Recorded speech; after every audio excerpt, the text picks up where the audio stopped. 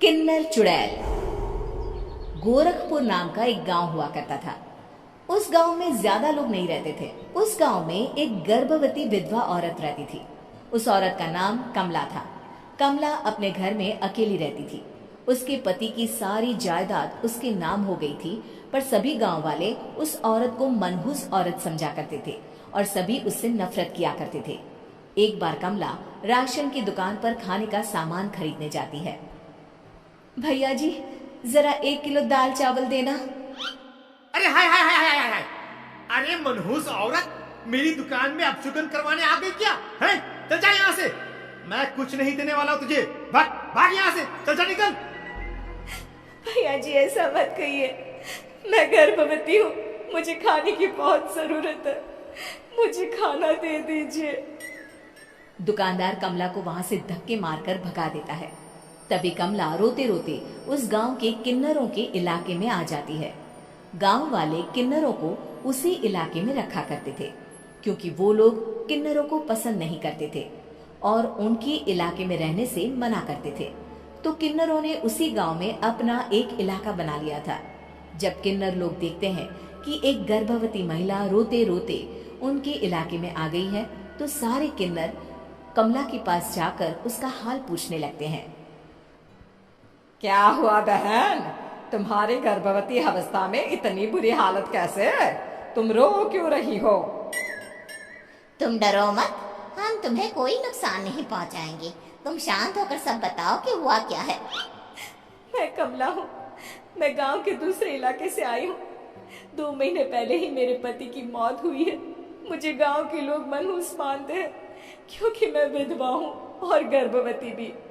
वहाँ के लोग मुझे खाने के लिए कुछ बेचने के लिए भी तैयार नहीं, जिससे मेरा गुजारा नहीं हो रहा था। कोई बात नहीं कमला, हम तुम्हारा ख्याल रखेंगे। किन्नर लोग कमला को एक खाली घर में रहने के लिए जगह दे देते हैं और उसकी देखभाल भी करते हैं। कुछ ही महीने बाद कमला अपने बच्चे को जन्म देती है, पर अफसोस, कमला बच्चे को जन्म देते ही अपनी जान गंवा देती है। जब सब किन्नर बच्चे को देखते हैं तो बहुत खुश हो जाते हैं, क्योंकि वो बच्चा भी किन्नर ही था। कमला ने एक किन्नर बच्चे को जन्म दिया था। अब इस बच्चे की देखभाल कौन करेगा? हम तो इस बच्चे को गांव के दूसरे इलाके में भी नहीं भेज सकते। और तो क्या हुआ, इस बच्चे की माँ नहीं रही तो हम इसे पालेंगे। अब ये हमारे इलाके में रहेगा, हमारे साथ रहेगा। फिर वो किन्नर उस किन्नर बच्चे को गोद ले लेते हैं, उसका नामकरण कराते हैं। उस किन्नर बच्चे का नाम शक्ति रखा जाता है। देखते ही देखते शक्ति बड़ी होने लगती है। उसके रंग रूप बहुत सुंदर थे। वो बहुत सुंदर किन्नर दिखती है। एक दिन शक्ति एक किन्नर से पूछती है, माँ जी सुनिए ना, ये गांव के दूसरे इलाके में भी तो लोग रहते हैं, तो हम वहाँ क्यों नहीं जाते?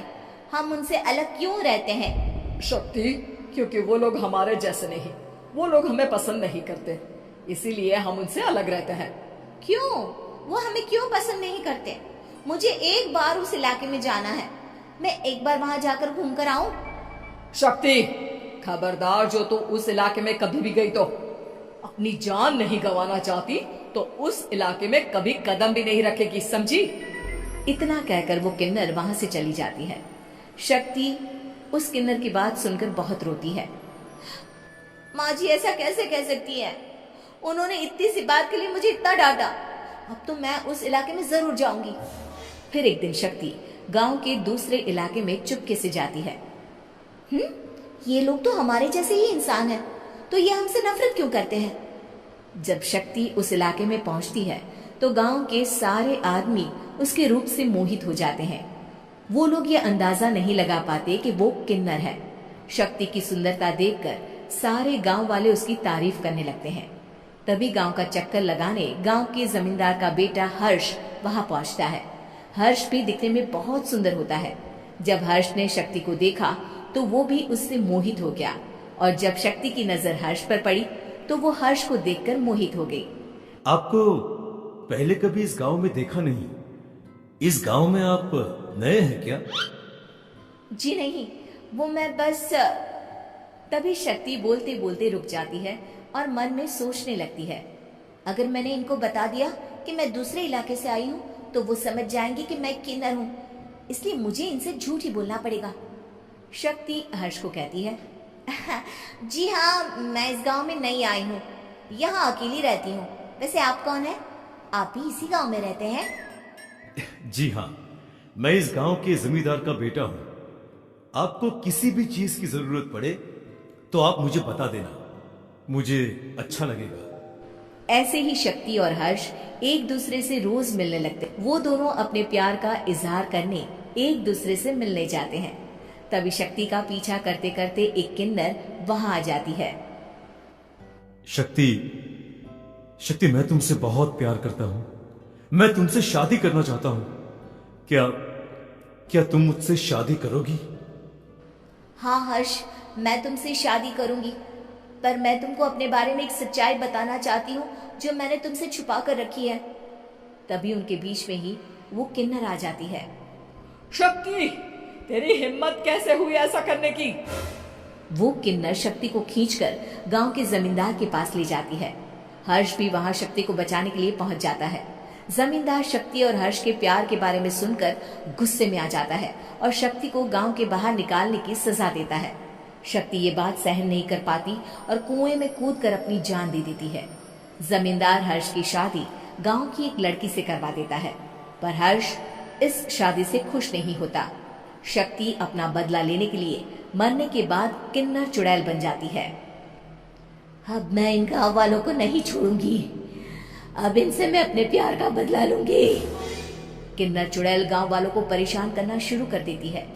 एक बार वो रात को गांव के खेतों में पहुंच जाती है और वहां आग लगा देती है। सारी फसल जल के राख हो जाती है। जब एक आदमी रात को उठकर देखता है कि खेत में आग लग गई है तो वो वहां पहुंच जाता है। वो देखता है कि खेतों के बीचों बीच एक किन्नर चुड़ैल खड़ी है और वहां खड़े होकर ताली बजा रही है। गांव वाला किन्नर चुड़ैल को देखकर बेहोश हो जाता है। जब सुबह उस आदमी को होश आता है तो वो सीधा जमींदार के पास जाता है। अरे जमींदार साहब, अरे वो किन्नर चुड़ैल ने मेरी सारी फसल जला दी। अब मैं क्या करूंगा? क्या होगा मेरा? जमींदार चुड़ैल किन्नर का नाम सुनते ही सब कुछ समझ जाता है। अब वो बहुत डर जाता है। उसी रात को जब जमींदार डर के मारे अपने कमरे में सो नहीं पाता, तभी वहां अचानक से किन्नर चुड़ैल आ जाती है। किन्नर चुड़ैल जोर जोर से जमींदार के आगे खड़ी होकर हंसने लगती है और ताली बजाने लगती है। जमींदार उस डरावनी किन्नर चुड़ैल को देखकर बहुत डर जाता है। तूने मेरे साथ बहुत बुरा किया, अब मैं तुझे जान से मार दूंगी। नहीं नहीं नहीं नहीं, नहीं। मुझे माफ कर दो, मुझे मत मारो। मैं कभी ऐसा दोबारा नहीं करूंगा। अब तुम जो बोलोगी वही मैं करूंगा। ठीक है, मैं चाहती हूँ कि किन्नर इलाका गांव के इलाके से जुड़े और गांव का कोई भी आदमी किन्नर समाज से द्वेष ना करे, उससे नफरत ना करे, नहीं तो मैं सारे गांव को मार दूंगी। और तुम गांव में एक नया कानून बनाओ कि अगर किसी ने भी किन्नर समाज को हानि पहुंचाने की कोशिश भी करी या इनसे भेदभाव करने की भी कोशिश करी तो उनको कड़ी से कड़ी सजा मिलेगी। हाँ हाँ हाँ हाँ, मैं ऐसा ही करूंगा। तुम जो बोलोगी वो मैं करूंगा, पर मुझे जाने दो प्लीज। तब वो किन्नर चुड़ैल वहां से चली जाती है। गांव का जमींदार किन्नर चुड़ैल का कहा मानते हुए दोनों इलाकों को एक कर देता है और नया कानून भी लागू कर देता है। तब से वहां किन्नर समाज और बाकी गांव वाले